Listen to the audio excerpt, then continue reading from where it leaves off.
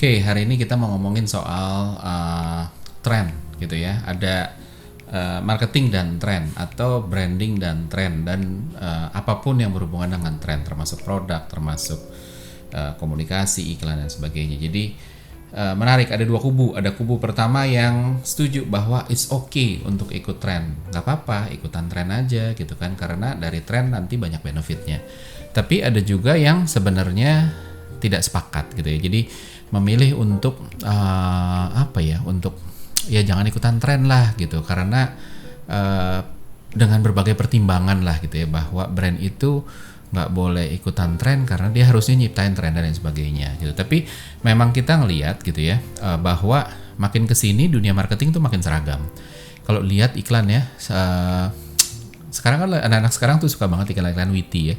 Jadi bukan cuma konsumennya, tapi yang bikin iklan pun juga sukanya yang witty-witty. Jadi berapa kali saya kerja di beberapa kantor terakhir ya, selalu ngomong maunya yang witty dong dan sebagainya gitu. Jadi selalu kayak gitu. Jadi seolah-olah terus semua iklan itu kalau kalau mau diomongin, mau viral tuh witty gitu. Jadi dan witty itu kayak jadi standar, kayak jadi tren tertentu gitu ya. Terus kita juga lihat sebenarnya tren itu bukan cuma sekedar kayak wittiness atau emosional atau apa, tapi bahkan lebih spesifik lagi. Kayak beberapa waktu lalu ada film Squid Games ya, ada serial Squid Games gitu ya. Terus mendadak semua brand, atau bukan semua sih, tapi banyak brand ya yang mulai pakai komponen-komponen properties aset punyanya si Squid Games, mulai dari jumpsuitnya yang warna magenta itu ya, dengan mukanya ketutup warna hitam, terus ada simbol kotak atau segitiga atau bulat atau apapun itu ya.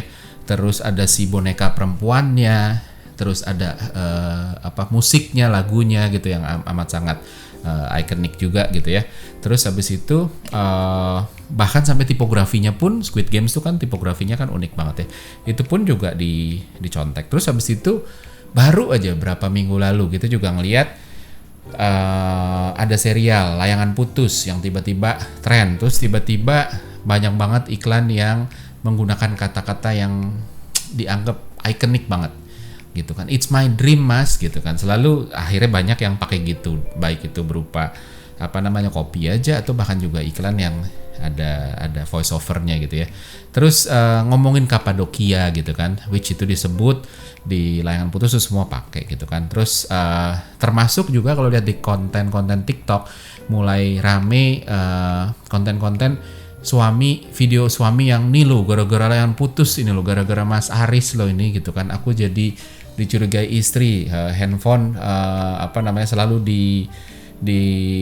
dibuka dan dilihat, dicurigai lah intinya sama istri dan sebagainya. Terus sebelumnya juga ada salah satu KOL top tanah air gitu ya, Arif Muhammad bikin iko-ikoyan, yaitu fenomena bagi-bagi uang nih, yuk bagi-bagi uang, siapa yang butuh punya kebutuhan gitu kan, kita bisa bantu kasih sesuatu lah intinya kayak gitu. Jadi terus habis itu orang berbondong-bondong cerita tentang saya butuh ini, butuh itu dan sebagainya, terus habis itu dikasih gitu ya. Nah ini diikutin bukan cuma sama artis, bukan cuma sama influencer, tapi brand pun mulai ngikutin gitu kan. Nah tren ini yang kita mau bahas, boleh apa enggak sih? Kalau boleh gimana? Kalau nggak boleh kenapa gitu ya. Nah pertama kita harus ngerti dulu bahwa tren ini bisa terjadi karena kontribusi sosial media ya. Sosial media booming ya. Sekarang kita hiburannya sosial media lah. TV turun, watch time-nya ya, konsumsinya gitu kan. Orang semua masuk ke sosial media dan pilihannya pun makin banyak gitu. Tadinya cuma Facebook, Twitter gitu ya, terus nambah Instagram, terus habis itu nambah lagi TikTok gitu ya, dan booming dan lain sebagainya gitu kan. Dengan sosial media ini hal-hal yang baru, hal-hal yang unik, hal-hal yang ngetren akan jadi lebih ngetren, nyebar secara cepat, punya snowball effect, mulainya kecil lama-lama jadi gini, makin gede gitu ya. Terus ada hashtag pula yang membuat terus habis itu orang jadi latah ikut-ikutan, kasih aja hashtag apa-apa segala macam, dan itu membangun relevansi seolah-olah. Nah, ada juga tren yang sebenarnya bukan dalam bentuk tayangan ya, tapi kayak tren konten aja di TikTok mungkin ya, atau di Instagram Reel gitu ya.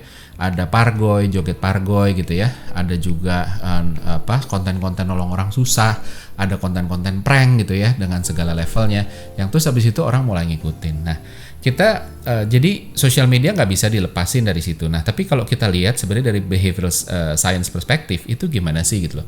Saya dulu pernah cerita tentang cocktail party effect. Cocktail party effect itu adalah kayak contohnya gini deh, kita lagi di kondangan, kekawinan teman, terus habis itu teman lama gitu ya, atau teman-teman kantor lah gitu ya, atau teman SMA biar gampang. Terus habis itu ketemu teman yang lain kan, ketemu teman lama, terus habis itu kita ngumpul bareng, ngobrol, pay attention, benar-benar konsentrasi ngobrol, terus habis itu pokoknya seolah-olah tuh udah deh kita fokus banget sama sini. Tapi begitu nama kita dipanggil, bapak ibu yang dari SMA ini, teman-teman mempelai pria dari SMA ini siap-siap ya. Nah itu tiba-tiba kita bisa nengok padahal kita lagi konsentrasi. Nah itu cocktail party effect gitu, kita alert sama sesuatu yang emang relevan buat kita, termasuk itu tadi kita dari SMA mana, atau nama kita, atau apapun gitu kan.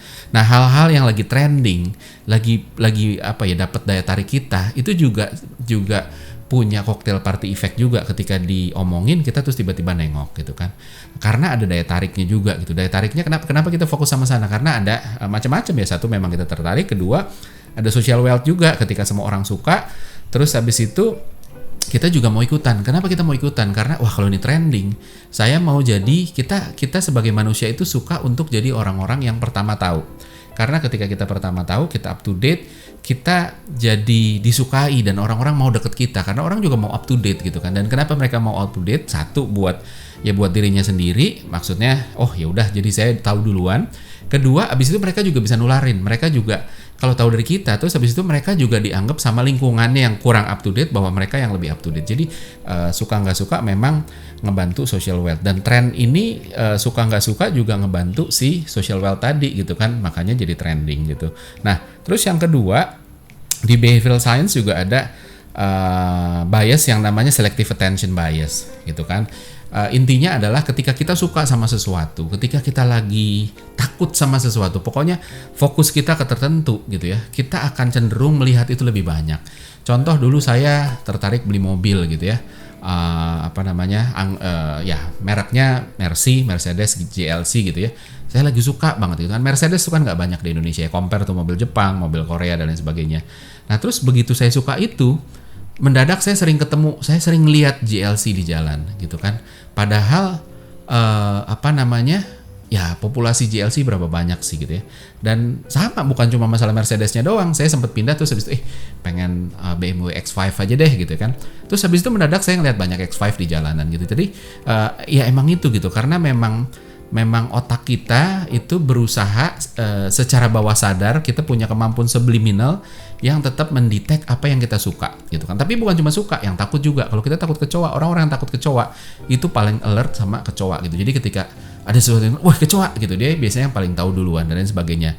Kenapa begitu? Ya balik lagi karena otak manusia selalu berusaha seek pleasure atau avoid pain. Dua itu aja gitu kan. Jadi ketika ada yang kita sukai, kita akan lebih engah. Ketika ada yang kita takuti, kita juga akan lebih engah. Jadi dua itu, karena itu mekanisme survival kita. Dan that's why makanya tren juga kena ke sana, karena tren itu masuk ke dalam pleasure itu sendiri gitu. Nah, so intinya sebenarnya dari dua itu kita melihat bahwa tren ini bisa ngebantu brand. Kenapa makanya ditunggangi, kenapa banyak brand yang abis itu ya udah kita harus hijack tren gitu kan, kita ikutan tren supaya apa? Yang pertama itu sebenarnya instant attention. Instant attention tuh artinya apa?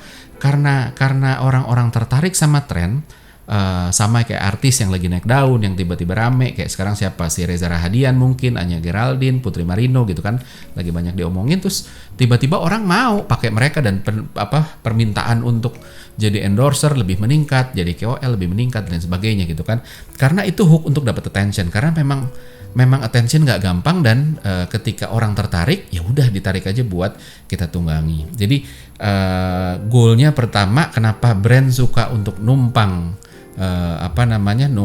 tren itu karena untuk dapetin instant attention. Yang kedua adalah dapat cool status dari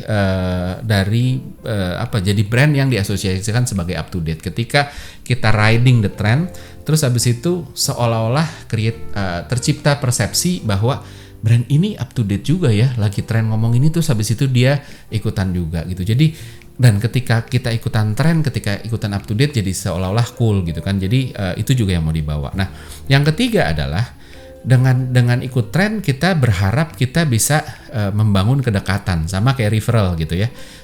Kayak contoh begini ya, ini bukan masalah tren ya, tapi kalau kita mau kenal nih sama satu orang nih ya, terus habis itu gimana caranya kenal sama dia? Cara kenal sama dia adalah kita cari teman kita yang kenal sama dia juga gitu kan, terus minta kenalin dari sana gitu. Jadi mudah-mudahan lewat sana lebih gampang kita masuknya kan begitu. Jadi ini juga sama ketika brand mau deketin konsumen, brand itu mendekati apa sih yang si konsumen suka gitu, termasuk si tren ini, terus habis itu berusaha menumpang dari sana gitu, sehingga reduce entry barrier gitu kan. Orang jadi lebih, oh ya udahlah, ini dalam bisnis, dalam hubungan PDKT kan begitu ya, ketika kita mau dekat sama dia, kita cari apa ya, cari orang yang memang bisa menghubungkan, yang memang sama-sama dikenal atau mutual gitu ya. Nah, cuma ada beberapa konsekuensi dari tren. Tadi kan kita udah bahas ya, ada 3 poin itu tadi ya, yang penting kenapa tren ini bisa berguna, yaitu dapat instant attention, kedua adalah cool status, ketiga adalah bangun kedekatan. Nah, cuma ada konsekuensinya nggak sih gitu loh. Nah, ini kita lagi ngomongin dari perspektif orang-orang yang tidak setuju gitu. Konsekuensi dan hal-hal yang harus diperhatikan. Tadi kita ngomongin soal attention bias.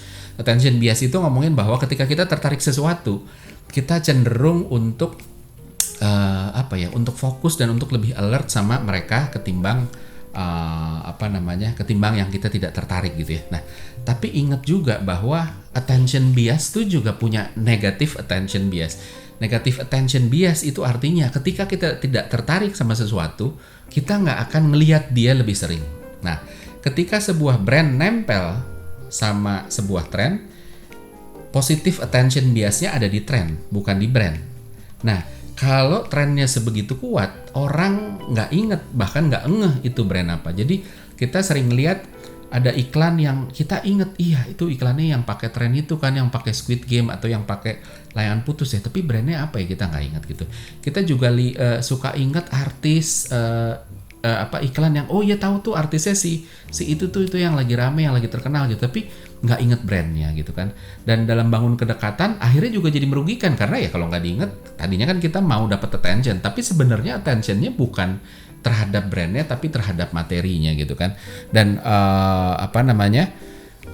kita juga punya pengalaman, kita berusaha kenal sama orang lewat mutual friend kita, terus habis itu ternyata ya udah cuma kenalan, tapi habis itu udah gitu loh, dari si orang ini kayak tidak merasa bahwa kita tuh sebenarnya pengen bukan cuma sekedar kenalan, tapi habis itu bangun kedekatan dan sebagainya gitu kan. Jadi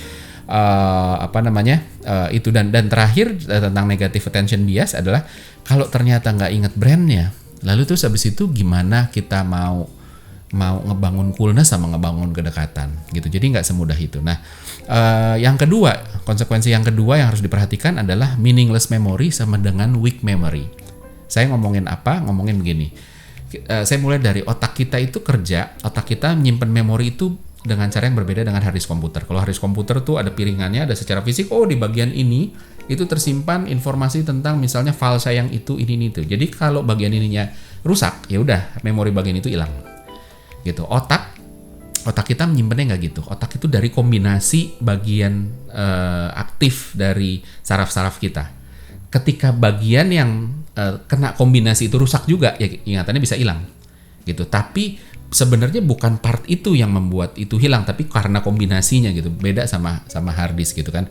Nah, so ketika brand hijack trend tapi nggak bangun meaning, ya udah akhirnya lewat aja. Karena otak itu bekerjanya dengan ngebangunnya bukan berdasarkan dia disimpannya dekat, bukan. Tapi ngebangunnya dari asosiasi, dari meaning. Meaningnya apa gitu kan. Sama kayak kayak kita ingat nama temen tapi nggak ingat gitu, temen lama nih, temen waktu SD. Lo ingat nggak ada orang namanya Anom gitu ya. Anom siapa? Anom ini, aduh namanya sih familiar ya, tapi gue lupa orangnya yang mana dan sebagainya. Tapi kita akan lebih gampang mengingat ketika lo ingat nggak waktu itu yang kita lagi nongkrong, terus habis itu dia ketumpahan kuah bakso misalnya kayak gitu ya, karena ada memori yang meaningful. Terus habis itu kita jadi lebih iya tahu. Nah, kalau otak kita bekerja seperti hard disk komputer, begitu diingat nama, semua informasi tentang dia keluar gitu. Karena kita otaknya bekerja berdasarkan meaning, makanya cara ngebangun ingatan terhadap brand kita ya harus diasosiasikan dengan meaning gitu, bukan cuma sekedar berturutan aja, oh dia keluar habis ini terus habis itu orangnya enggak. Kalau meaningnya nggak nempel, kalau nggak relevan, ya akhirnya nggak jadi apa-apa juga gitu. Jadi penting banget untuk kalau kita mau diingat ya, bukan cuma sekedar aware gitu ya, bukan cuma dapat attention tapi juga diingat adalah kita harus ngebangun meaningful tadi. Gimana caranya kita bisa jadi meaningful sehingga bisa di recall gitu kan, bangun relevansi. Terus ya bahayanya ini sebenarnya kalau nggak sesuai akhirnya jadi kabur gitu loh. Kalau meaningnya ternyata misalnya tren yang didorong itu tren tentang sesuatu yang kontradiktif dengan brand persepsi yang kita bangun tentang brand kita selama ini gitu ya. Akhirnya jadi kontradiksi gitu ya. Terus habis itu otak kita malah jadi bingung. Sebenarnya brand ini tuh apa sih? Karena yang kemarin udah tersimpan itu belok kanan misalnya arahnya ya. Ternyata ini kok belok kiri trennya gitu. Terus jadi sebenarnya dia kanan apa kiri sih dan lain sebagainya. Jadi itu yang susah. Nah terus risiko yang ketiga adalah kita harus consider juga bahwa ketika kita hijack tren, kita juga akan rebutan sama brand-brand lain. Karena banyak brand juga yang pasti juga mau gitu kan. Tren juga bisa ditunggangin brand lain gitu kan. Rebutan ownership gitu kan. Yang akhirnya juga bisa nggak guna kalau kita nggak menang gitu. Kalau ternyata ada brand lain yang udah lebih dulu atau bahkan lebih kelihatan sehingga ya udah nggak jadi apa-apa juga gitu kan.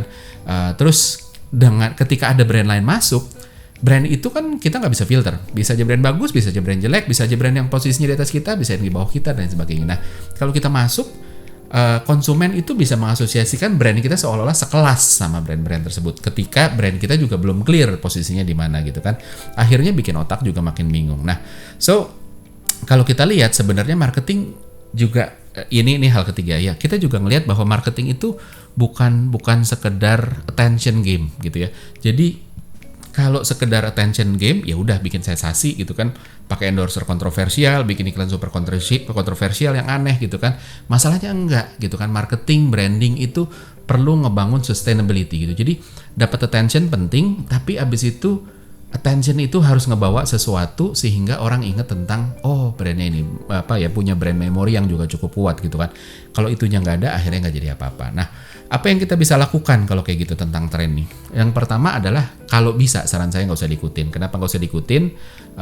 Karena brand besar itu selalu bikin tren, bukan ikutan tren gitu. Jadi kita lihat ya banyak brand-brand besar yang sebenarnya bisa jadi contoh kita dan dia nggak ikutan tren tapi justru dia create tren gitu. Nah kedua adalah banyak cara lain yang sebenarnya bisa digunakan untuk grab attention gitu kan. Tren itu harus diingat, tren itu sementara gitu ya. Ada naik ada turun, namanya trending gitu kan. Trending itu kan artinya ya udah lagi trending up, lagi trending down, artinya ada naik ada turun. Nah tren itu naik turun, sementara brand itu harus selalu trending, harus selalu di atas gitu, nggak boleh tenggelam dan sebagainya. Nah tapi gimana kalau nggak bisa, saya disuruh bos saya harus ikut gitu kan. Ya udah, yang pertama adalah sebisa mungkin kita jadi yang pertama. Kalau emang harus ikut banget. Kenapa dengan jadi yang pertama? Ada novelty effect gitu ya, ada primacy effect gitu. Yang pertama itu yang diingat gitu kan. Kalau belum tahu tentang primacy effect, boleh lihat episode sebelumnya. Saya agak lupa, saya pernah discuss tentang primacy effect, bahwa kesan pertama tuh penting gitu kan, dan itu bisa bikin diingat. Nah tapi sayangnya di episode itu saya juga ngomongin soal peak end effect atau recency effect, artinya yang momen terakhirnya tuh gimana sih, dan itu bisa diingat. Nah khusus tren biasanya momen terakhir nggak begitu kuat. Karena apa?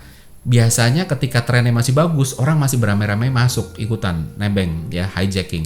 Tapi begitu trennya turun gitu ya sudah, orang mulai hilang. Jadi gimana caranya kita masuk kalau terakhir? Kalau lagi masih di atas orang masih rame, jadi kita nggak bisa jadi yang terakhir gitu. Tapi kita baru bisa jadi terakhir ketika udah turun. Ketika udah turun ya udah hilang begitu aja. Jadi udah terlalu saturated. Nah sebisa mungkin kalau emang harus ikutan tren, sebisa mungkin itu kita harus jadi yang paling ingat. Paling diingat caranya gimana? Rumus dasarnya cuma 2 gitu kan, mau paid atau mau organik. Paid itu artinya berbayar ya. Organik itu contoh kalau membangun jalan secara organik ya relevansinya ditingkatin. Pilih tren-tren yang memang relevan buat kita, yang meaningnya sejalan sama brand kita gitu kan, sehingga orang nggak susah untuk connect-nya, sehingga gampang orang ingatnya pada akhir kan kayak gitu. Nah kalau ini nggak bisa, yang kedua gitu kan, ya udah spendnya harus paling gede sehingga orang paling ingat tren itu tuh si brand itu gitu kan. syukur-syukur bisa dua-duanya. Jadi ini udah rumus paling baku. Sama kayak kita ngomongin media placement di mana kalau materi kreatifnya udah bagus, nggak perlu spending uang banyak-banyak gitu kan, udah akan gigit karena orang langsung ingat. Tapi kalau materinya nggak kuat, akhirnya spending medianya juga akhirnya harus gede. So itu tentang tren, terserah balik lagi ke masing-masing mau ngikutin apa enggak, tapi paling enggak udah paham plus dan minusnya.